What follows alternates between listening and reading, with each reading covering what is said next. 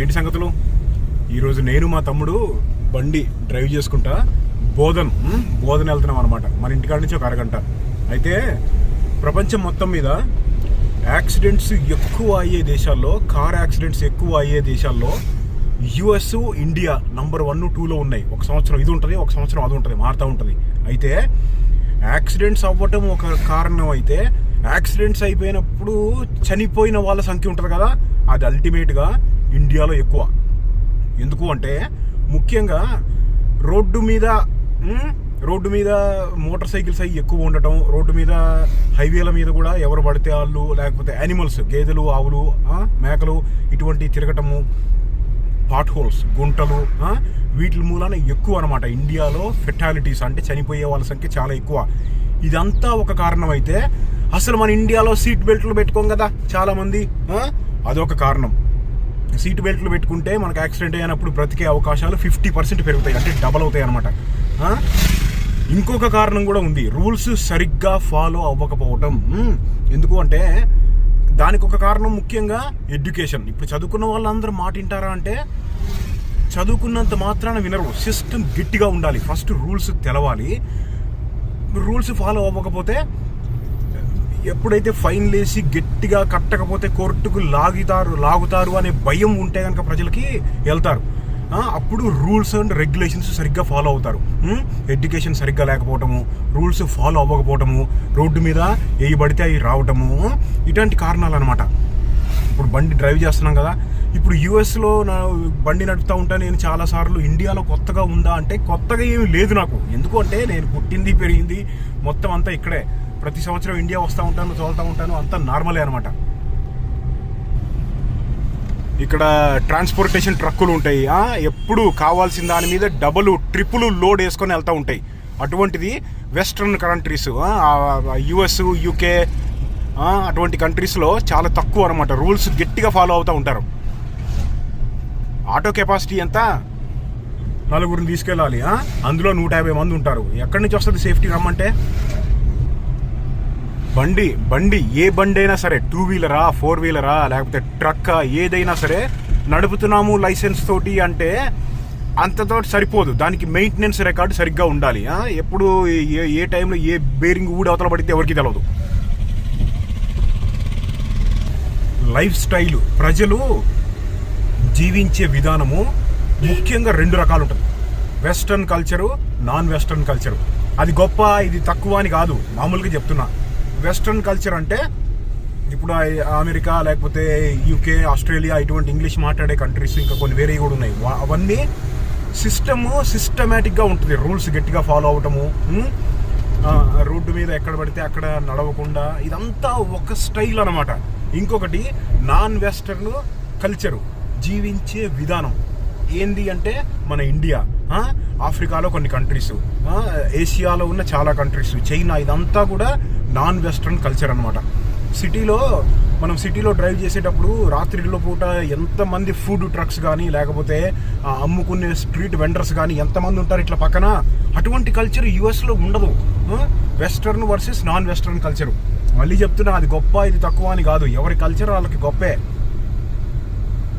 Road safety అనేది మాత్రము non western కల్చర్స్లో, non western కంట్రీస్లో కొంచెం ఇలా ఉండటం మూలన ఎక్కువ అనమాట. లేన్ అని 2 లేన్లు ఉంటే, రోడ్డు మీద 2 లేన్లు 90% మందికి అసలు కనపడవు, ఒకటే రోడ్డు కనపడుతూ ఉంటుంది. లేన్ సిస్టమ్ అనేది చాలా తక్కువ మంది ఫాలో అవుతున్నారు ఇండియాలో.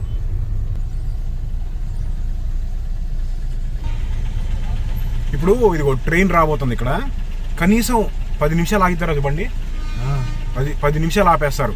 యుఎస్లో మీరు నమ్మండి నమ్మకపోండి, 1 నిమిషం పెద్ద ఇటువంటి గూడ్స్ బండి లాంటిది వస్తుంటే 1 నిమిషము బండి ట్రాఫిక్ ఆగేది, తర్వాత మళ్ళీ గేట్స్ లేపేస్తారు. అలా కాకుండా మెట్రో, లేకపోతే సిటీలో నడిపే బళ్ళు ఉంటాయి కదా, ఆ ట్రైన్లు వచ్చినప్పుడు కేవలం 15-20 సెకండ్ల ముందు గేట్ పడిద్ది.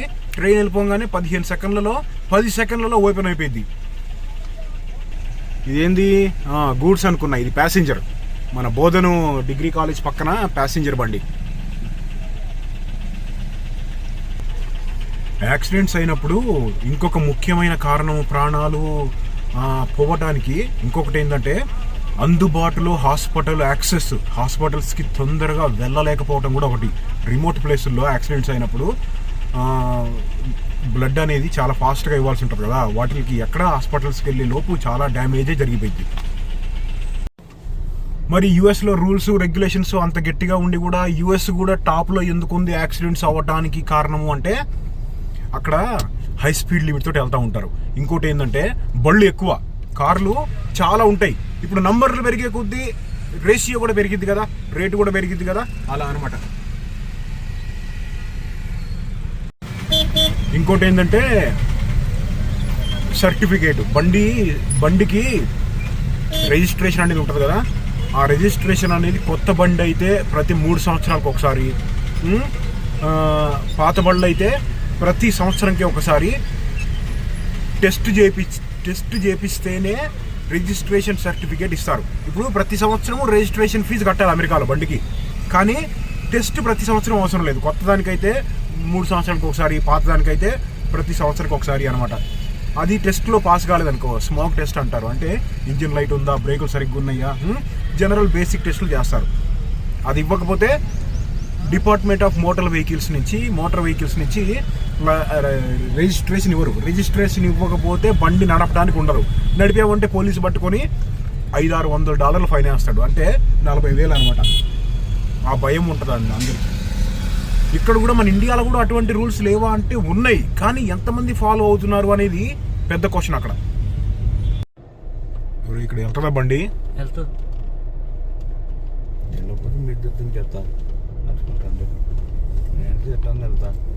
వెళ్తుందిలే.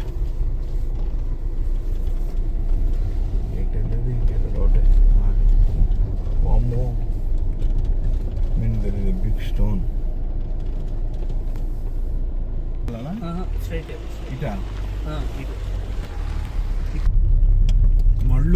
మళ్ళు చూడు చిన్నగా ఎలా ఉన్నాయో. ఇదిగో చిన్నగా ఉండటం మూలన పని ఎక్కువ పడిద్ది. నేను గనక వ్యవసాయంలోకి దిగానా ఎకరానికి ఒకటే మడి, ఆ మధ్యలో గట్లన్నీ దున్నేసి లెవెల్ చేసేసి పెద్ద మళ్ళు చేసేస్తా. మెల్లిగా లెఫ్టా?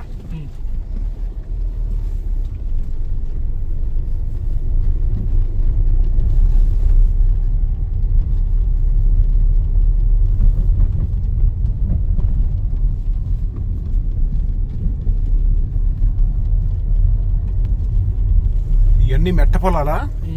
మెట్ట ఉంది ఇక్కడ మొత్తం మెట్ట, నల్ల రేగడి నేల. ఇటు పక్క శనగలు లెఫ్ట్.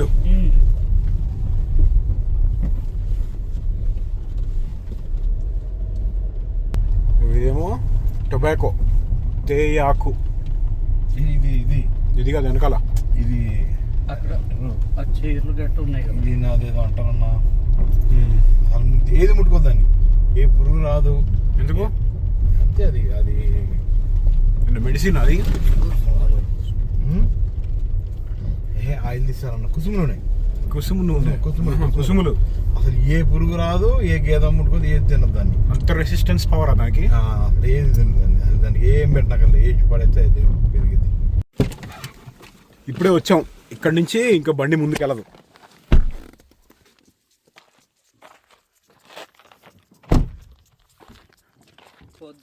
శనగలు, శనక్కాయలు.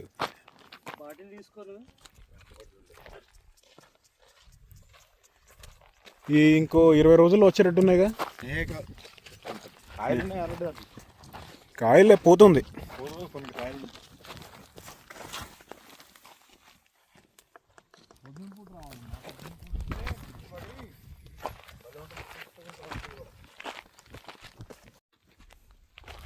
బంక, తుమ్మ బంక, రెజిన్.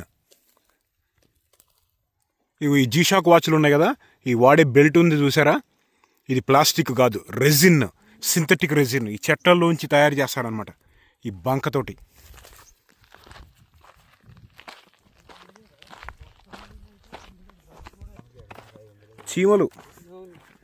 చీమలు బాగా ఎక్కువైనాయి. నేను చిన్నప్పుడు పొలాల్లో ఉండే చీమల కన్నా కానీ ఇప్పుడు విరిగిపోయినాయి. ఇంకొక విషయం చెప్పాలా చీమల గురించి, ప్రపంచం మొత్తం మీద అందరూ మనుషులు కలిపితే ఉండే బరువు ఎంత ఉంటుందో ఆ బరువుకి 600 రెట్లతో సమానమైన చీమలు ఉన్నాయి భూమిలో. అన్నీ ఉన్నాయన్నమాట.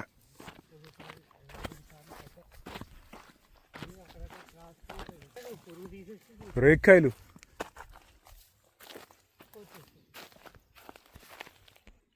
ఈ రేక్కాయలు యుఎస్లో అస్సలు లేవు, జీరో.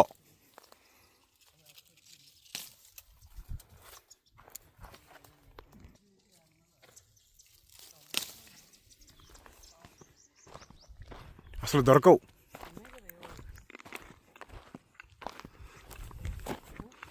యాజ్ ఇట్ ఈజ్ ఉన్నాయి. జింకలా ఇగో జింకలు ఉన్నాయి. ఎక్కడ్రా ఏయి ఎదురుగా అవును రూ. జూమ్ చేయ కనిపిస్తాయి. ఓకే, మనకి ఒక 1/2 కిలోమీటర్ దూరంలో ఉంటాయి. అయిగో అయిగో జింకలు ఒక 10 ఉన్నట్టున్నాయి.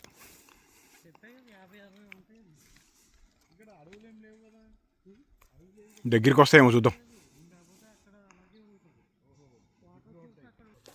అమెరికాలో జింకల్ని వేటాడతారు, ఇండియాలో కుదరదు. 1972 వైల్డ్ లైఫ్ ప్రొటెక్షన్ యాక్ట్.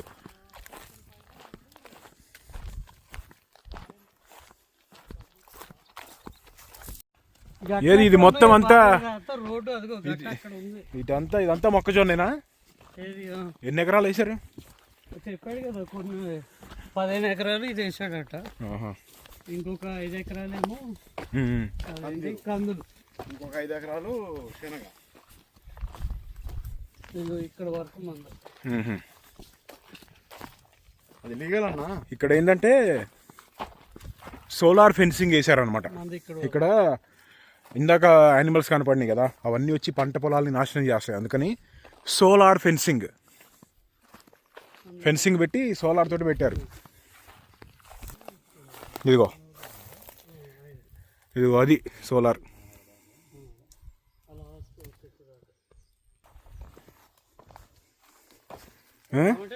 ఇదిగో ఇది సోలార్ వైర్ కదా, ఇదిగో సోలార్ అనమాట.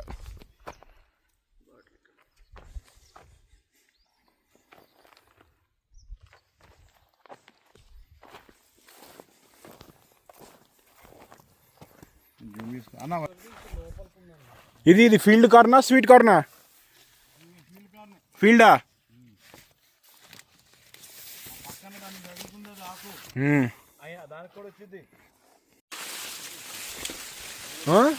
మొక్కజొన్న ఫీల్డ్ కార్న్, పాప్కార్న్ అది చేస్తారు కదా, ఆ టైప్ అనమాట. మేమేంటంటే మన పొలాలు చూసారు కదా, మేము కార్న్ అది వేయము. మేము వేసేదల్లా అచ్చంగా రైస్, కంప్లీట్గా రైసే. కొన్ని పొలాల్లో ఇప్పుడు పామ్ ఆయిల్ ఫామ్ చేస్తున్నాం. కానీ మెట్ట పొలాలు వేసేది మేము తక్కువ.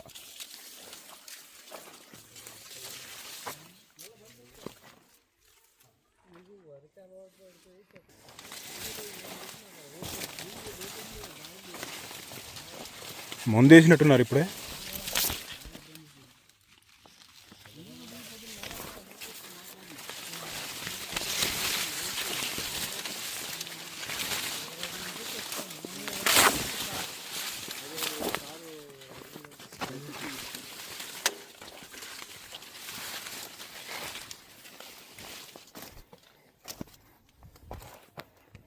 ఒరే అతుక్కునే కాయలు కదా, ఒంటికి అతుక్కుంటాయి కదా, చెట్లు కొట్టేవాళ్ళు అప్పట్లో. అవునవును.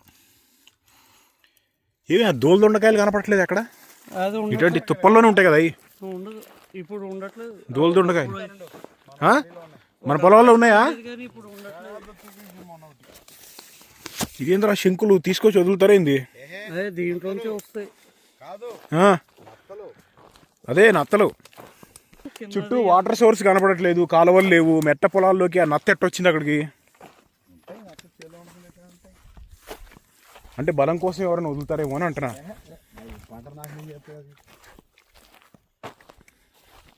ఈ మధ్య న్యూస్లో చూస్తున్నా, అదేదో ఆఫ్రికా రకం నత్త వచ్చి మొత్తం నాశనం చేస్తుందంట.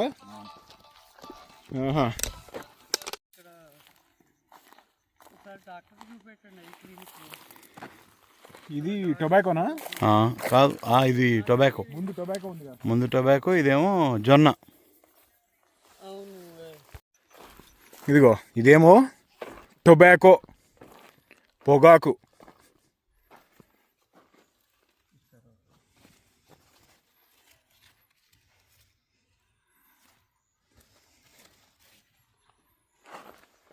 ఇది ఒక్కొక్క ఆకు రోజు సపరేట్గా పండినట్టు హార్వెస్ట్ చేయాలన్నమాట. ఇంకోటి ఏంటంటే నేను ఈ మధ్య విన్నది, అటు ఆంధ్రా సైడు బ్యార్నిస్ అని ఉంటాయి కదా, లైసెన్సులు సరిగ్గా ఇవ్వట్లేదంటగా. మా ఫ్రెండ్స్ ఎవరో చెప్పారు కొంతమంది.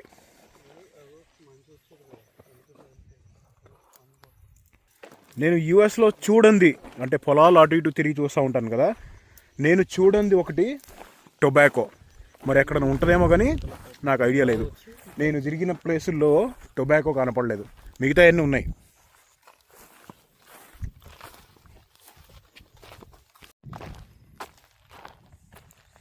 పుట్ట అటువంటిది కనపడంగానే పాము పుట్ట అంటారు.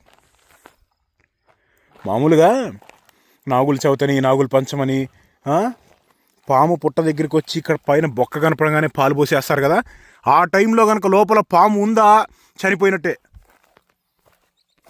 ఊపిరి ఆడదు, లోపలికి వాటర్ వెళ్ళేసరికి ఆక్సిజన్ సప్లై లేక పాములు చనిపోతాయి. పుట్టలో పాలున్నప్పుడు,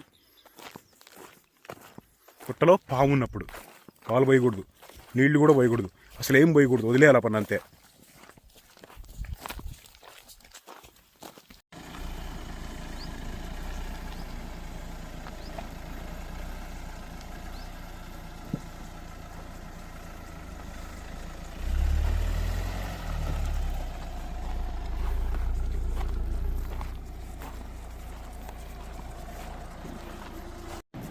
అయ్యేటట్టుగా ఉంది ఇప్పుడు.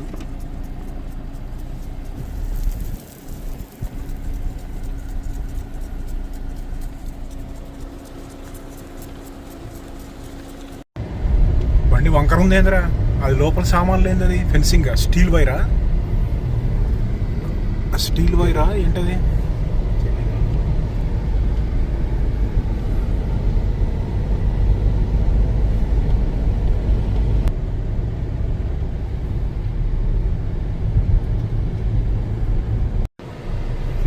సిటీలోకి వెళ్తాం కదా, ఇక్కడ లెఫ్ట్ వెళ్ళాలి మనం. లాంగ్ అవుతుంది మనకి, 4 కిలోమీటర్స్ లెఫ్ట్కి వెళ్ళాలా? Left 4 kilometre. దీని మీద ఉందిరా? కాదు, నేను ప్రయాణం అడుగుతున్నా. ఎవడు చెప్పింది? సిటీలోకి వెళ్తే సిటీలో నుంచి మళ్ళీ అచ్చివరకు వెళ్ళాలి కదన్నా. మరి లాంగ్ అవుతుంది అబ్బా, అచనపల్లి నుంచి అటే.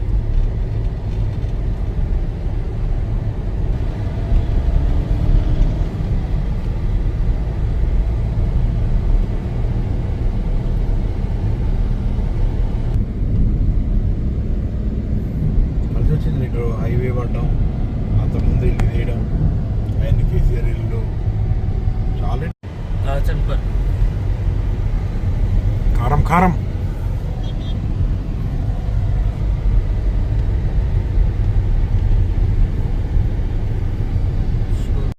డాబాల కాపు తిందాం ఏమన్నా.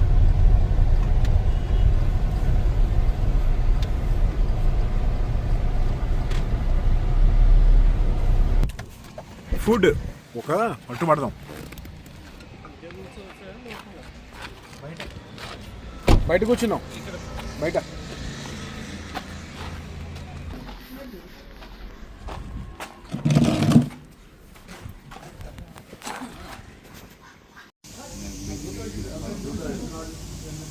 ఏం లేదు, తినేస్తున్నా, తిని ఫోన్ చేస్తాను. అదొస్తే ఇంటికి వస్తాను.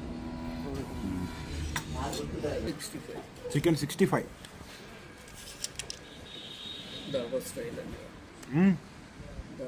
బాగుంది.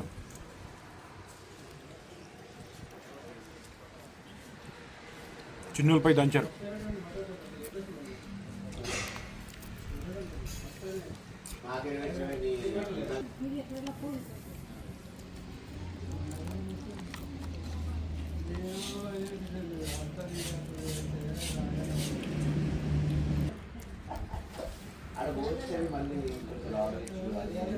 చికెన్ కర్రీలాగానే ఉంది.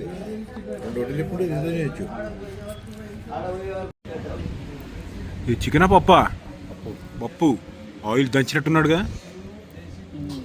వేస్తాడు కదా పైన.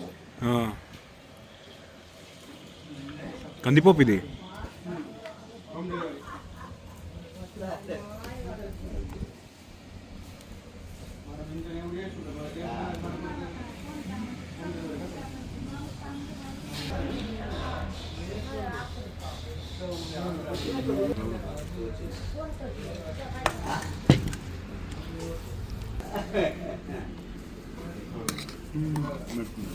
ఇంకొంచెమే ఇక్కడ.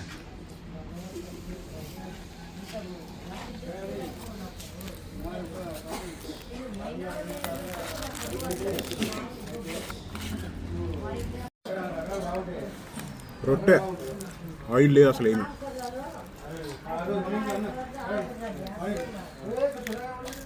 బాగుంది పప్పు, ఇంకొంచెం ఉప్పు పట్టింది.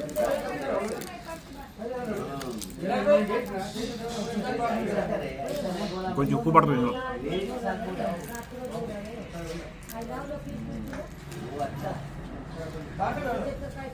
ఇది ఇంకా వేగాలి.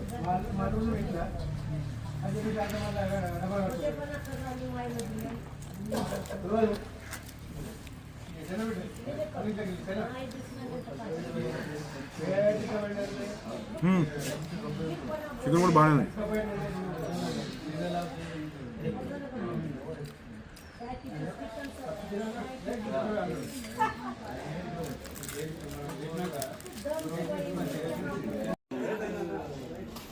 బ్యాంకుదే అయిపోయిన తర్వాత చాలు. బాగుంది. వెళ్తే ఇప్పుడు అడుగుతా కదా షాపుల్లో. బాగుంది. డాబాల్లో కూర్చొని తింటే అక్కడ మనకి ఈ టైప్ ఆఫ్ కల్చర్ ఉండదు కదా. పొలాల పక్కన డాబాల్లో కూర్చొని తింటే super. Super. Bodhan government degree college. ఏం రాసేవాళ్ళం ఎగ్జామ్స్ దీంట్లో. ఇక్కడేమో వాసు ఉండేది నేను చదివే రోజుల్లో. ఇప్పుడు వాసు లేపేశారు. Vasu degree college.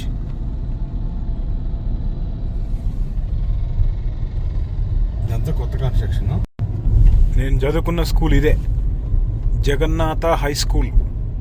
ఇప్పుడు మార్చేశారు దాన్ని. గవర్నమెంట్కి లీజ్కి ఇచ్చేసారు. చందూరులో ఉంటుంది అనమాట. ఇంకోటి ఏంటంటే ఇప్పుడు కార్లలో సస్పెన్షన్ ఉంటుంది కదా, అది యూఎస్లో ఉన్న కార్ల కన్నా ఇండియాలో ఉండే కార్లకి సస్పెన్షన్ స్మూత్గా ఉంటుంది. ఎందుకంటే అక్కడ రోడ్లు వెడల్పుగా పెద్దగా ఉంటాయి, స్పీడ్గా వెళ్తూ ఉంటాయి కాబట్టి, గుంటలు తక్కువ కాబట్టి సస్పెన్షను అంత మంచిగా ఉండదు. యూఎస్లో చిన్న చిన్న గుంటలు కూడా తెలుస్తూ ఉంటాయి. ఇండియాలోనేమో కొంచెం రోడ్ల కండిషన్ని దృష్టిలో పెట్టుకొని తయారు చేశారనమాట. ఎప్పుడైతే సస్పెన్షన్ మీద ఫోకస్ పెడతారో ఏ కార్ అయినా కానీ బండి పవర్ అనేది దిగిపోయింది.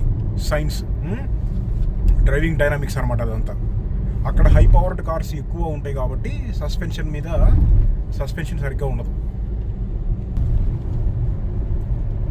ఇదిగో మా ఊరు నుంచి చందూరు వరకు ఈ అడవిలో సైకిల్ వేసుకొని వచ్చి చదువుకుంటా ఉండేవాళ్ళం. ఇంకోటి, నేను మా తమ్ముడు ట్విన్సా అని చెప్పి చాలా కామెంట్లు ఉన్నాయి.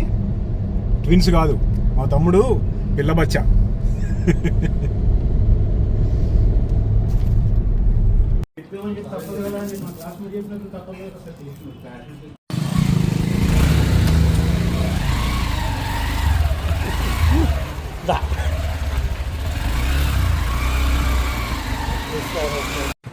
సరే మీరు వెళ్ళండి. రే సామాన్ తీసుకో. మన ఇద్దరం ఒక బండి మీద. పల్లికాయలు కావాలి, పల్లికాయలు. అరే మీరు తీసుకోండి. రే పల్లికాయలు తీసుకున్నావా? తీసుకున్నావు పల్లికాయలు? వేయించిన పల్లికాయలు వేయించి ఉడకబెట్టారా?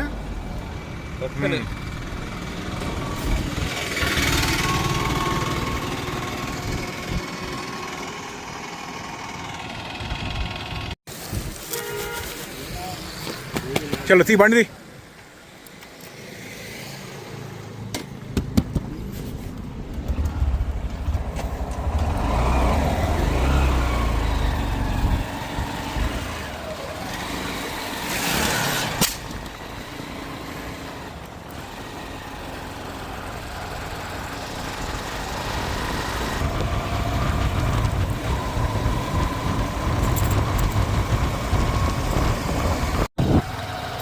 మధ్య అటు ఇటు తిరుగుతుంటే స్పారో పిచ్చుకలు కూడా సరిగ్గా కనపడట్లేదు. అవి కూడా పాపులేషన్ దిగిపోతున్నాయి. అర్బన్ రూరల్ సిటీ విలేజ్లో కూడా తగ్గిపోయినాయి అనమాట. పొలాలకి కొట్టే రకరకాల మందుల మూలాన, లైఫ్ స్టైల్ చేంజెస్ మూలాన బుజ్జి పిచ్చుకగాళ్ళు కూడా అంతరించిపోయే పరిస్థితి వచ్చింది. ఏం చేయాలో అర్థం కావట్లేదు.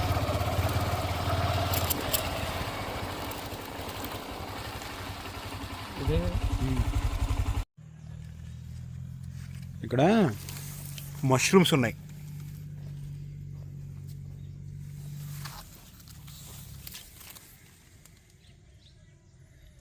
కానీ ఇది డైరెక్ట్గా తినచ్చో లేదో అర్థం కావట్లేదు. తినకూడదు. మష్రూమ్ అనేది సరిగ్గా లేకపోతే లోపల ఫుడ్ పాయిజనింగ్ అయింది.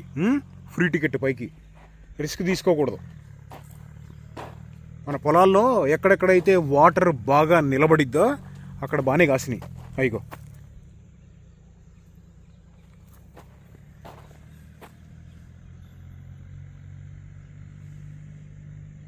స్మెల్ ఏదో తేడాగానే ఉంది.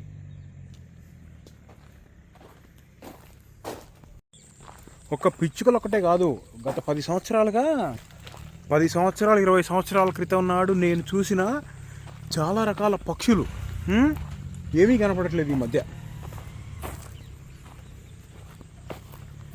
ఎలా అయితే రాబందులు గనక మన అప్పట్లో ఆవులు గేదెలు పాలు సరిగ్గా ఇవ్వకపోతే చేపులు ఇవ్వటానికి అనేవాళ్ళు. చేపులు ఇవ్వటానికి దానికోసము, ఇంకా ఆవులకి గేదెలకి గనక ఒళ్ళు నొప్పులు వస్తే పెయిన్ కిల్లర్ ఇస్తానికి డైక్లోఫెనాక్ అనే పెయిన్ కిల్లర్ ఒకటి వాడారు. అది వాడటం మూలాన ఆ జంతువుకి ఏం కాలేదు. కానీ తర్వాత చనిపోయిన ఆవుల్ని గేదెల్ని తిన్న స్కావెంజర్ బర్డ్స్ అంటే రాబందులు, ఆ రాబందులు అలా తిని మొత్తం జాతి అంతా అంతరించిపోయింది. రాబందుల కిడ్నీలు ఫెయిల్ అయిపోయి అసలు ఎందుకు చనిపోతున్నాయా రాబందులు అనే విషయం కనుక్కునేసరికి డ్యామేజ్ జరిగిపోయింది. 99.99% రాబందులు అంతరించిపోయిన తర్వాత కానీ మన అందరికీ అర్థం కాలేదు ఈ డైక్లోఫెనాక్ అనే పెయిన్ కిల్లర్ ఏరా ప్రాబ్లము అని. అప్పటికే డ్యామేజ్ జరిగిపోయింది. ఇంకా మనకు తెలవకుండా ఇంకా ఎంతెంత డ్యామేజ్ జరుగుతుందో కూడా అర్థం కావట్లేదు. గవర్నమెంట్లు నట్లు బోట్లు ఇంకా బాగా గట్టిగా బిగియాలి. జంతువులు బాగుంటే మనం బాగుంటాం. ఈ రాబందులు అంతరించిపోవటం మూలాన మన దేశానికి వచ్చే నష్టం ప్రతి సంవత్సరము $70 బిలియన్. అంటే ఒక రకంగా చెప్పాలి అంటే 6.3 లక్షల కోట్ల నష్టం. అదేంటి అంటే ఇప్పుడు చనిపోయిన జంతువుల కళేబరాల్ని రోడ్డెమ్మట లేకపోతే ఊర్లలో అవతల పక్క తీసుకెళ్ళి అటు ఇటు పడేస్తారు కదా, వాటిల్ని రాబందులు ఉంటే తినేసేయి. రాబందులు వాటిల్ని తినేస్తే రాబందుల బాడీ లోపల ఉండే స్టమక్ యాసిడ్ చాలా స్ట్రాంగ్ కాబట్టి వాటిని తినేయటం మూలాన వాటికి అరిగిపోయిద్ది. కానీ ఇప్పుడు ఆ జంతువుల్ని తినడానికి రాబందులు లేకపోవటం మూలాన ఎలుకలు, పందికొక్కులు, రోడెంట్స్ అనేంటి ఇటువంటి యానిమల్స్ అన్నీ వాటిల్ని తినుకుంటా కాలువల్లో నదుల్లో అడ్డమైన రోగాల్ని, కలరా, మశూచి లాంటి రకరకాల రోగాల్ని అటు ఇటు స్ప్రెడ్ చేయటం మూలాన పొలాలకు వచ్చే లాస్ కానీ, మనుషులు హాస్పిటల్కి వెళ్ళి రకరకాల రోగాల మూలాన పెట్టే ఖర్చు కానీ, ఇదంతా ఈకో సిస్టమ్ ఇంబ్యాలెన్స్ అయిపోయిందనమాట. ఒక్క రాబందులు జంతు ప్రపంచంలో ఒక్క రాబందులు అంతరించిపోతేనే అంత జరిగింది. అది అదనమాట విలేజ్ లైఫ్, బెస్ట్ లైఫ్. మళ్ళీ కలుద్దాం. కానీ మరి